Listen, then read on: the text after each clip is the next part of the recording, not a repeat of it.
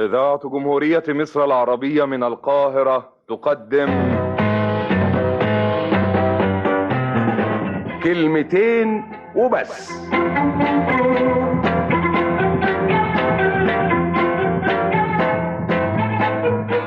ايه سر ان الناس نسيت كلمة الصدق؟ مش بس كده، دلوقتي مين اللي بيقول الكلمة الحلوة؟ نادر اللي بيقولها، نادر انك تسمعها. تسأل واحد عن واحد يقول لك ده بيغش، او ده حرامي، او ده نصاب.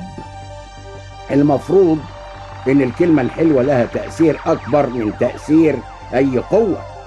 عارف الكلمة الحلوة زي ايه؟ زي نقطة المية.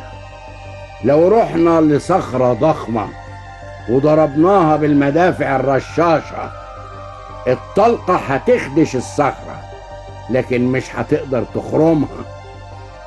لو نزلنا نقطة مية على الصخرة دي بشكل متصل لمدة كام يوم أو كام شهر، عارف إيه اللي يحصل؟ الصخرة هتتخرم. يبقى المية أقوى ولا الرصاصة؟ المية أقوى، والكلمة الحلوة أقوى. كلمة التشجيع مطلوبة في المدرسة وفي البيت وفي النادي وفي الشغل وفي اللعب. من غير تشجيع الناس تقف مكانها، ما تتقدمش. حتى أكبر مغني أو أكبر فنان إن ما لقاش تشجيع ما يقولش، ما يشتغلش بنفس، ما يشتغلش بهمة.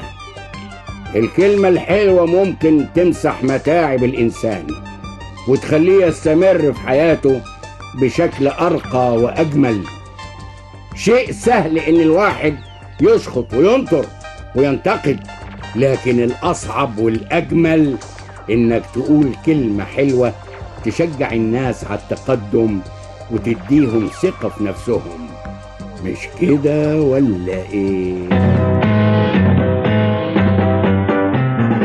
غدا نلتقي مع فؤاد المهندس، أحمد بهجت، ويوسف حجازي.